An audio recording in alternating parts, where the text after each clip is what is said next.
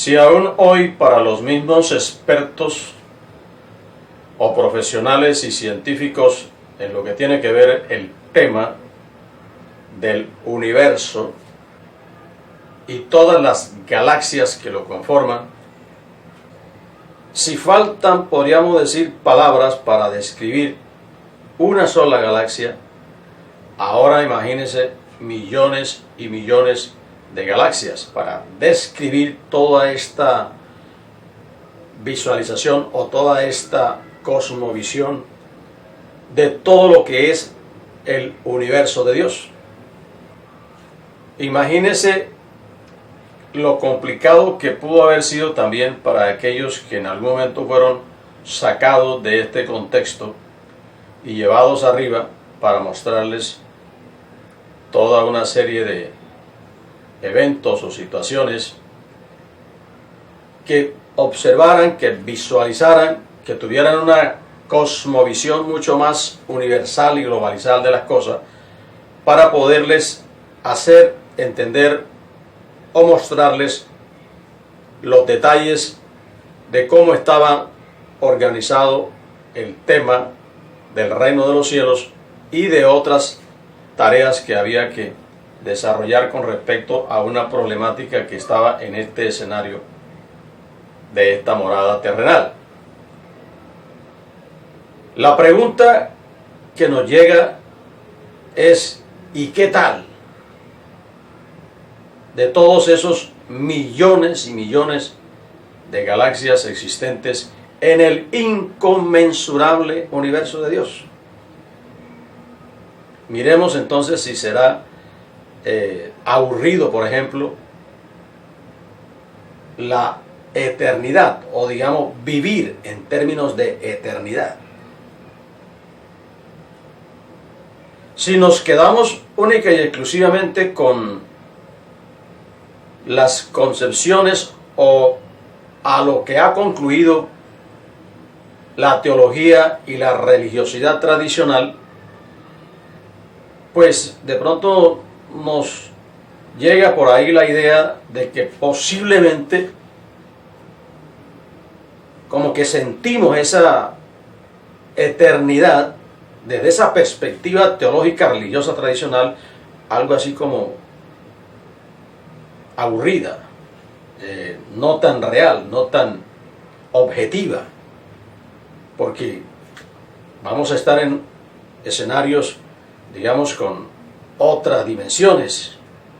Entonces, ¿para qué todo este universo? ¿Para qué todas estas galaxias? ¿Para qué todo este mundo, digamos, del universo y toda esta creación que el Padre se concibió en algún momento y la hizo y la creó para su Hijo, para el Hijo y por el Hijo y para el Hijo, y sin el Hijo nada de lo que fue hecho ha sido hecho?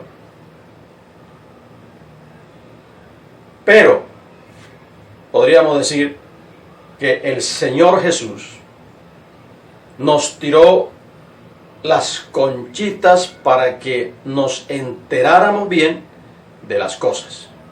Miren aquí una: no se turbe vuestro corazón, creéis en Dios, creed también en mí. En la casa de mi Padre muchas moradas hay. Si así no fuera, yo os lo hubiera dicho. Voy pues a preparar lugar para vosotros. Juan capítulo 14, versículo 1 y 2.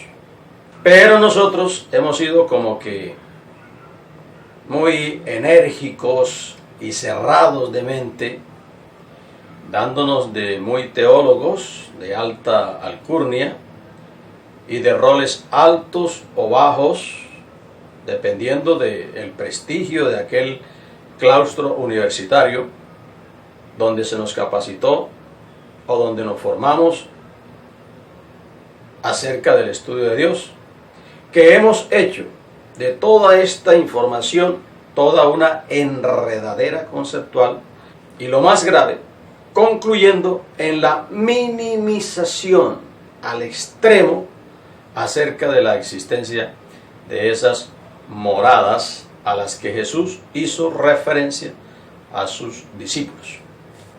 hoy para que nos destetemos de todo ese mundo cíclico, rígido e inmóvil de las concepciones teológicas tradicionales, hay que voltear la página indudablemente. Y eso está como que bastante complicado. Creeríamos que es muy necesario o sería muy necesario una experiencia extraordinaria, así como la de Juancho, como la de Pablito y de otros, para poder cambiar de visualización. ¿Por qué? Porque estamos en una atmósfera como que muy enrarecida para lograr ver las cosas desde esa perspectiva de arriba, desde donde está Yeshua sentado a la diestra de Dios Padre. Pero quien decida enterarse bien de las cosas, bien puede comenzar a dar pasitos, es decir, preguntarse real y objetivamente acerca de todas estas cosas del reino de los cielos, independientemente de todo ese bejucal de ideas teológicas religiosas preconcebidas que venimos arrastrando sin ni siquiera tener claro del por qué lo hacemos de esa manera y no a la manera del Señor Jesús.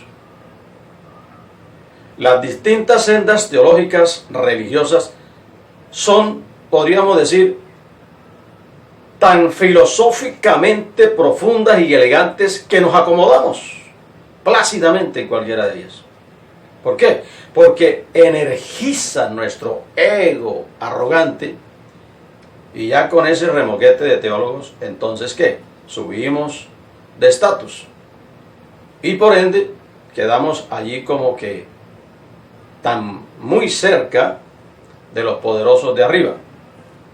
Algo así como oliendo las barbas del anciano de días, de la mano del Altísimo, hablando cara a cara con Jehová, y de manos cogidas y abrazos con el Señor Jesús. Pero filosófica, conceptual y contemplativamente hablando, ya que de tales padres de familia muy poco sabemos objetivamente, ya que el misterio de iniquidad nos ha afectado tan profundamente con la publicidad de sus tergiversaciones durante todo el proceso. Y además en las universidades y en los centros de formación teológica no saben nada distinto. No saben nada distinto o diferente a eso que se ha publicitado durante todos los tiempos, desde la perspectiva de una creación del mundo relatada en el libro de Génesis, llena de muchísimos interrogantes que ni la filosofía ni la teología ha podido concretar, sin que surjan otros interrogantes aún más complejos y cero datos sobre esa obra realizada en la creación para atender una situación anómala como resultado de la cizaña sembrada en el campo, como lo refiere Yeshua en su parábola del trigo y la cizaña en Mateo capítulo 13, versículo 24 al 30. Teológica y religiosamente hablando, se ha arrastrado a Dios desde la cosmovisión o fe, visualización global, hasta una minúscula, casi que imperceptible visualización o fe localizada única y exclusivamente en un nanopunto del universo de Dios, como es la morada terrenal en donde residen estas humanidades de las cuales procedemos y que aquí hemos nacido. Esa es la teología y religiosidad que tenemos. ¿Solo sabe de qué? De parámetros locales. ¿Por qué? Porque sencillamente no ha prosperado a ingerir alimento sólido, sino que aún continúa tomando la leche, es decir, los rudimentos, que lógicamente son muy necesarios para iniciar el proceso de llegar a ser un buen obrero en la causa de Yeshua, pero no los suficientes.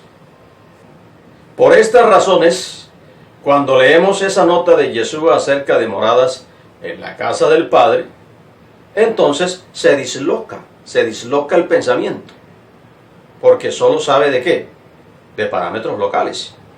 Y allí no es posible encontrar los puntos, podríamos decir, referenciales de dichas moradas. Y entonces hablamos cualquier otra cosa que no será más que tergiversaciones de la realidad universal de los temas de Dios, que termina, queramos o no queramos, en una religiosidad extrema o pura. Entonces, al pasar de tomar leche a tomar alimento sólido, se irá también ¿qué? Se irá cambiando la cosmovisión o fe, es decir, la visualización local, para abrir la mente al universo de Dios, y solo entonces, después de trascender de lo local a lo global, se podrá tener la astucia para pillar la información que Yeshua entrega en sus parábolas y demás conchitas en la Biblia, que nos enteran bien de las cosas, y por ende ya toda esa teología y esa religiosidad tradicional ya no serán academia de expectativas fundamentales. Y las moradas en la casa del Padre, las galaxias o millones de galaxias en el universo y la eternidad en el reino de los cielos serán del todo claros. Igual el escenario de la lucha entre el espíritu bueno y el espíritu malo, con motivo de la rebelión de Satanás, para terminar con ese problemita en el universo, serán también de pleno conocimiento. Entonces es muy importante que continuemos mente abierta, enterándonos aún más y más de las cosas que tienen que ver con el reino de los cielos, a través de este alimento sólido que podemos ingerir desde ya, si nos disponemos para ello. Mente abierta, estudiando, capacitándonos, reflexionando acerca de todos estos temas del reino de los cielos, pero ya desde esa perspectiva de un alimento sólido. Muchas gracias.